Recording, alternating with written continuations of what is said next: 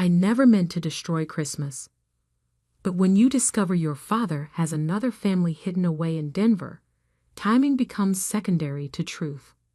The photo sat in my laptop bag all through dinner, burning a hole in my conscience while Mom made excuses for his empty chair. Robert's flight got delayed in Denver again, she said, passing the honey-glazed ham to my sister Emma. You know how business trips are this time of year. I did know. I knew exactly how many business trips Dad had taken to Denver over the past 5 years. 78. I knew because I tracked every flight, every hotel charge, and every carefully hidden bank transfer since I started working at Morgan Stanley's forensic accounting division. The truth started with a simple database cross-reference. I was running a standard audit on corporate housing expenses when his name appeared. Robert Preston, Regional Director at Apex Technologies. 2 addresses, 2 sets of dependents, 2 lives, perfectly balanced like his accounting books. Sarah? Mom's voice pulled me back. Would you like more potatoes? I looked at her face, still beautiful at 56, carefully made up for a husband who wouldn't show until later, if he showed at all. No thanks, Mom. I'm good. Emma shot me a look across the table. She knew something was wrong. We'd always been close, despite the 3-year age gap. When Dad missed her college graduation for a critical board meeting, I was the one who held her while she cried. He'll be here by dessert, Mom announced to no one in particular. He always makes it for dessert. The Christmas tree lights twinkled in the corner, casting shadows on the family photos lining our mantel. Happy snapshots of vacations, graduations, orchestrated moments of perfect family harmony. All lies.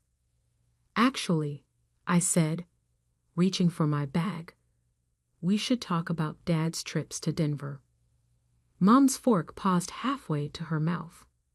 What about them? I pulled out the folder I'd compiled. 5 years of credit card statements, property records, and school registration forms. On top lay the photo that had confirmed everything. Dad at a backyard barbecue, his arm around a blonde woman maybe 10 years younger than Mom. 3 kids, all under 12, clustered around them. Everyone smiling. Everyone home. Sarah, Emma warned, seeing my hand move toward the evidence. Maybe not now. But I was done waiting. Done watching Mom make excuses. Done pretending we didn't all feel the hollow space where a father should be. His flight isn't delayed, I said quietly. He's having Christmas morning with his other family. The silence that followed felt like glass about to shatter. Mom's hands trembled slightly as she set down her wine glass. What are you talking about? I placed the photo on the table between the turkey and cranberry sauce. Emma's sharp intake of breath seemed to echo off the walls. Mom didn't move, didn't blink, just stared at the image of her husband's other life laid bare between the Christmas china. They live at 1542 Aspen Grove Drive. I continued, my voice steady despite the chaos in my chest. The kids are Marcus, age 11, Sophie, age 9, and Lily, age 6. Their mother's name is Jennifer.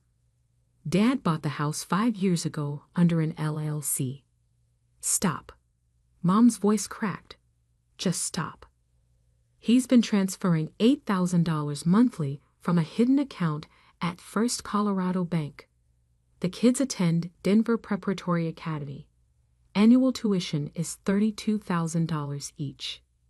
Emma reached for Mom's hand, but she pulled away, still staring at the photo. How long have you known? 3 weeks, I admitted. I needed to be sure. To gather proof before. The front door opened, letting in a blast of December air and the sound of footsteps in the foyer. Dad's voice called out, cheerful and oblivious. Sorry I'm late. Denver Airport was a nightmare. He walked into the dining room, still unwinding his scarf, his cheeks red from the cold. It took him exactly 4 seconds to register the silence. 3 more to see the photo. One final moment for his face to drain of all color. Robert, Mom whispered, and somehow that single word carried 28 years of marriage, 2 daughters' childhoods, and 1,000 shattered promises. Dad's eyes darted between us, landing finally on me. Recognition flickered there. He knew exactly how I'd found out. "Sarah," he started, "you don't understand." "Actually, Dad," I cut him off, pulling out the rest of the folder. "I understand perfectly. Would you like me to explain it to Mom, or would you prefer to tell her yourself?" The Christmas tree lights kept twinkling, casting colored shadows across the scene like some twisted holiday tableau. Mom's hands were white-knuckled on the table edge. Emma had tears streaming down her face. And Dad looked like a man watching his careful house of cards collapse in slow motion. "Merry Christmas," I said softly, pushing back my chair. "I think it's time we all got the truth for a change." The next 30 minutes were a masterclass in denial. Dad tried every strategy in his executive playbook. Deflection, minimization, even attempting to paint me as the villain for ambushing the family on Christmas. "This is a gross misrepresentation," he said, pacing between the china cabinet and the fireplace. "You've taken business arrangements completely out of context." I opened my laptop, pulled up the spreadsheet I'd spent 3 weeks building. "Let's talk context then. May 15th, 2018. You purchased a 5-bedroom house in Denver's Cherry Creek neighborhood. Purchase price: $1.2 million. Down payment traced to an offshore account in the Cayman Islands." Mom's wine glass shook as she poured herself a third helping. Emma had moved to sit beside her, one hand on her shoulder.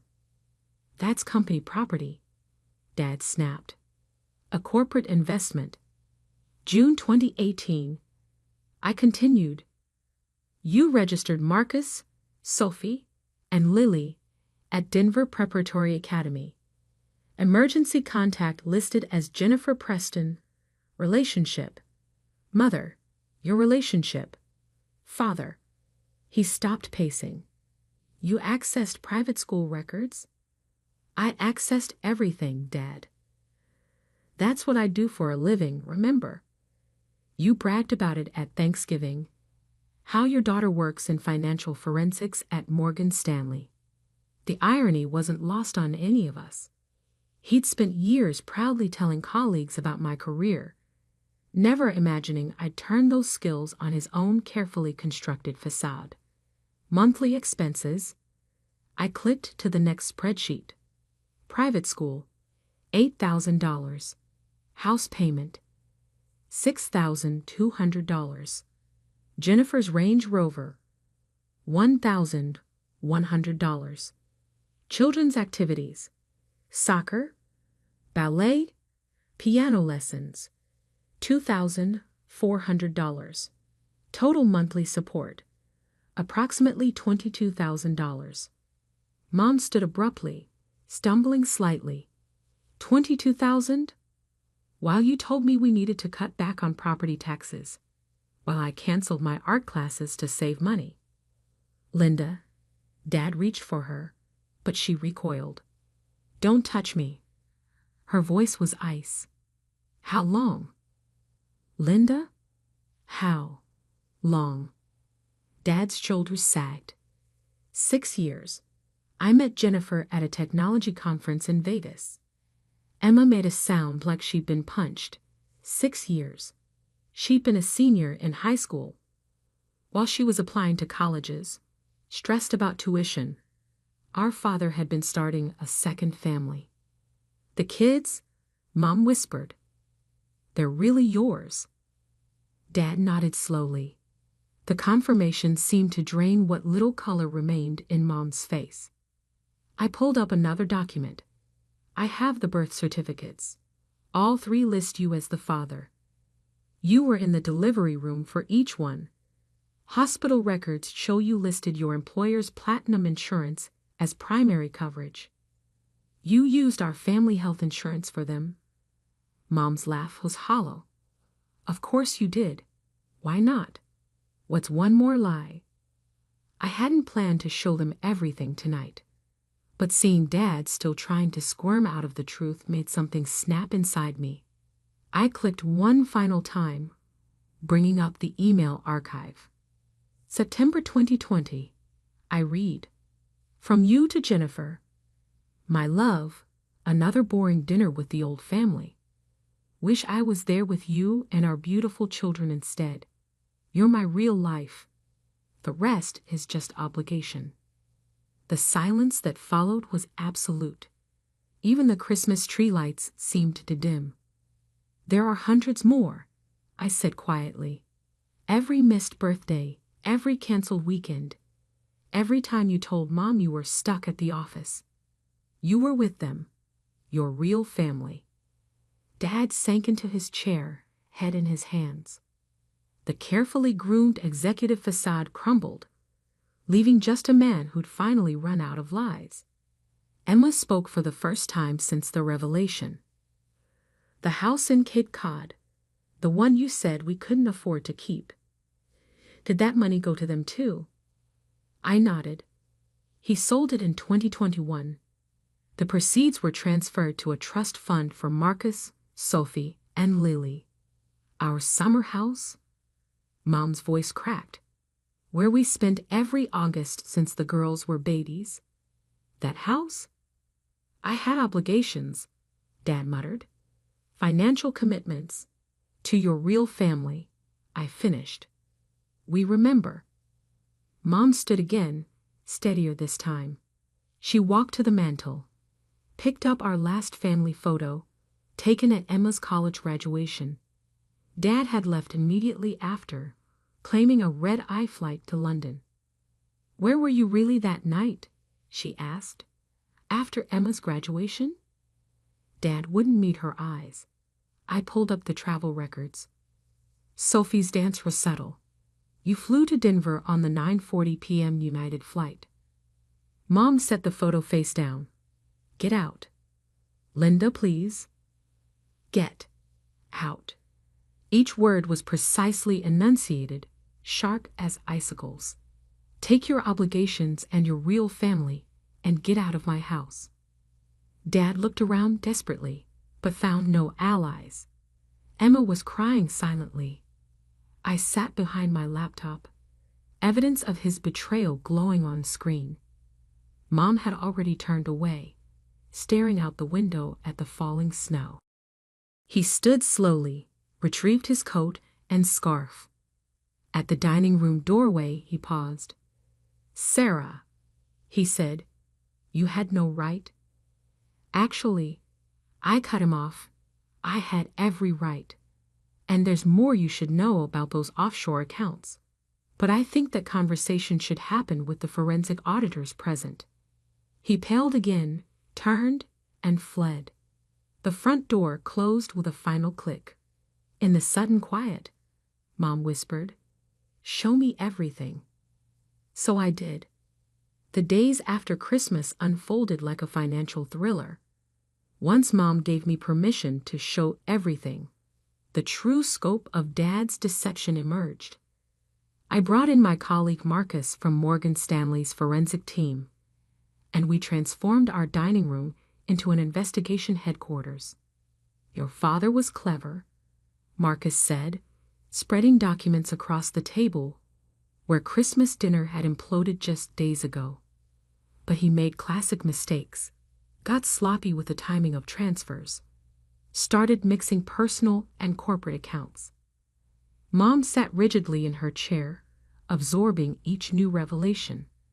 The diamond tennis bracelet Dad gave her last anniversary, purchased the same day he bought Jennifer a Range Rover. The business trip to Paris. Hotel records showed 2 rooms, one under family Preston. What's this? Emma pointed to a recurring transfer pattern. College funds, I explained. He's been moving $5,000 monthly into 529 plans for each of the Denver kids. Meanwhile, Emma, remember when he said he couldn't contribute to your graduate school applications? Emma's face hardened, because it would build character to do it on my own. He spent $180,000 on their future education, Marcus confirmed, while deliberately undermining yours. The doorbell rang at 3:15 p.m. Dad's attorney, Philip Whitman, stood on our porch, looking uncomfortable in the December chill. Mrs. Preston, he nodded to Mom. I'm here to discuss terms. I stepped forward. Actually, you're here to listen. I've already forwarded evidence of financial misconduct to the SEC. Dad's been using corporate resources to fund his second family for years. Whitman's professional mask slipped slightly. That's a serious accusation. It's not an accusation, Marcus interrupted, holding up a USB drive. It's documented fact. Your client has commingled personal and corporate funds, misappropriated company benefits, and potentially committed tax fraud across state lines. We're prepared to offer a generous settlement. Mom found her voice. Generous? Like the $22,000 monthly allowance he gave them while telling me to cut back on groceries. Whitman cleared his throat. Mrs. Preston, surely we can. It's Miss Thompson now, Mom said quietly. I'm reverting to my maiden name. And you can tell Robert that generous doesn't begin to cover what he owes. I handed Whitman a folder. Our terms. Full financial disclosure. Immediate division of all assets. Mom gets the house, her art studio business, and half of everything he's hidden, including the offshore accounts. And, Emma added, her voice steel, he pays back every penny of my student loans. With interest. Whitman scanned the documents, his frown deepening. These figures are thoroughly documented, Marcus finished. The SEC will be particularly interested in how company benefits were allocated to unauthorized dependents. Robert's position at Apex is probably already compromised. I cut in. I spoke with their board this morning.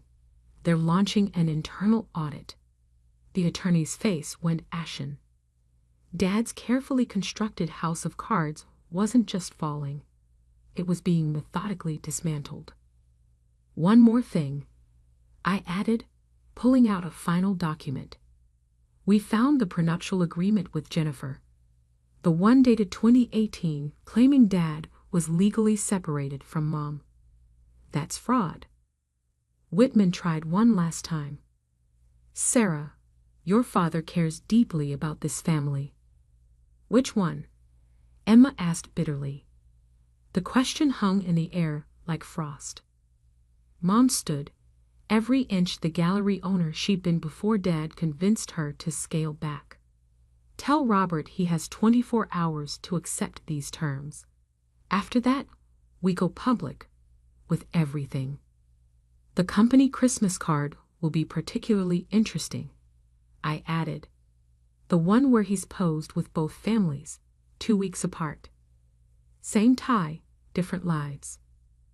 Whitman left with our terms, looking shaken. As the door closed, Mom's composure finally cracked. She sank onto the sofa, tears flowing freely. All those years, she whispered. All those empty chairs at dinner. Missing recitals. Canceled anniversaries. He was just with them? I sat beside her, took her hand. He's going to pay for every empty chair, Mom. Every missed moment. Emma joined us, her analyst mind still processing. The Cape Cod house, can we get it back? Marcus, packing up his files, paused. It's actually still on the market. The Denver family never moved in. Too far from their lives, I guess. Mom wiped her eyes, straightened her spine. Then that's the first thing. We're getting our summer house back. And my art studio, she added, voice stronger. No more scaling back. No more pretending to be less to protect his lies. The Christmas tree still stood in the corner, but it didn't seem to mock us anymore. The empty space where Dad's presence had been felt less like loss and more like freedom. My phone buzzed. A text from Dad. "You've destroyed everything." I showed it to Mom and Emma. We looked at each other, then started laughing. Not gentle laughter, the kind that comes when truth finally breaks through decades of lies. I typed back, "No, Dad. You destroyed everything. I just brought receipts." Then I blocked his number and turned back to my family, the real one, the one worth fighting for. "Now," I said, pulling up the Cape Cod real estate listings, "let's talk about summer plans." 6 months later, I sat on the deck of our reclaimed Cape Cod house, watching Mom teach her first beachfront art class. 8 students followed her brush strokes, capturing the sunset over the Atlantic. Her gallery in Boston had opened in March, funded partly by Dad's generous settlement. My phone buzzed with a news alert. Apex Technologies announces leadership changes amid financial investigation. Dad's carefully curated LinkedIn profile had already been updated. Former regional director. Emma came out carrying 2 glasses of wine, her acceptance letter to Harvard Business School tucked under her arm. "Did you see?" she asked, settling into the Adirondack chair beside me. Jennifer's listed their Denver house for sale. I had seen it. $1.2 million, same as the purchase price. The real estate photos showed empty rooms, bare walls where family photos had hung. No more backyard barbecues. "How's Mom doing?" Emma nodded toward the art class. "Better.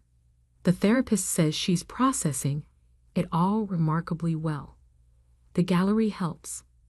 Being able to create again, to have her own income, it's given her back her power." We watched as Mom demonstrated a technique for capturing light on water. Her laugh carried across the beach, genuine and free. No more forced smiles at empty chairs. The settlement had been comprehensive, thanks to Marcus's meticulous documentation and the SEC's keen interest in Dad's creative accounting. Mom got the house, half of all assets, including those carefully hidden offshore accounts, and a substantial monthly support structure that dwarfed what he'd been sending to Denver. Emma's student loans were paid in full, with enough left over to fund her Harvard dreams.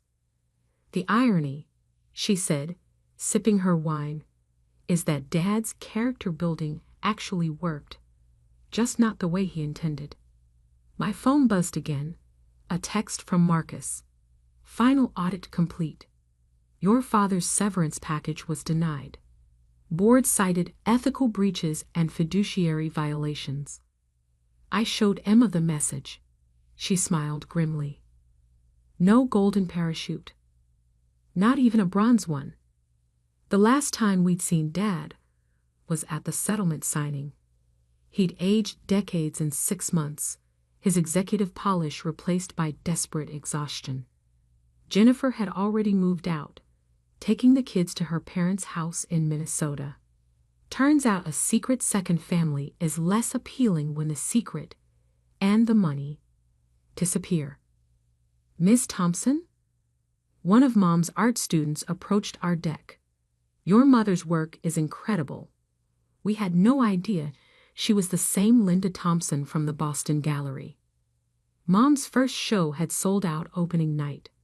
Critics praised her raw emotional depth and fearless exploration of betrayal and renewal. The centerpiece, a massive canvas titled "Just Business," featured a man casting multiple shadows, each one darker than the last. It hung in the gallery's front window, visible from Dad's daily commute route.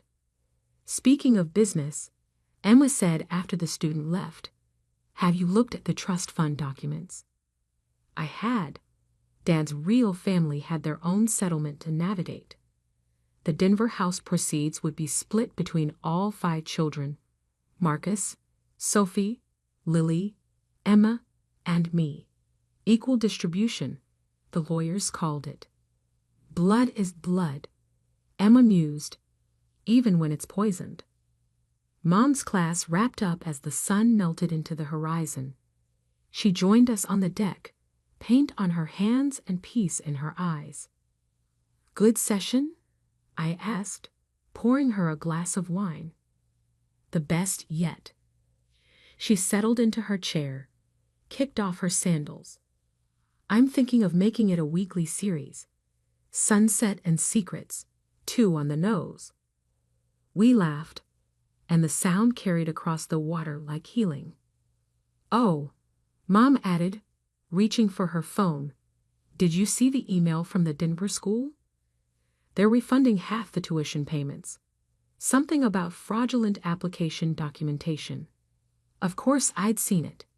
I'd made sure the school's financial audit team had received copies of Dad's false residency claims and forged separation papers. "I was thinking," Mom continued, "we could use that money to start a scholarship for single mothers returning to art school." Emma raised her glass. "To new beginnings." "And better business trips," I added. Mom smiled, a real smile, not the brave face she'd worn through years of empty chairs and hollow excuses. "To truth," she said simply. "However it finds us." Later that night, as Emma and I cleaned up the art supplies, we found Mom's latest work in progress. A small canvas, still wet. 3 women on a beach, backs to a setting sun, faces turned toward tomorrow. My phone buzzed one final time. Dad's new number, not yet blocked. "The Denver house isn't selling, I don't suppose." I deleted it without responding.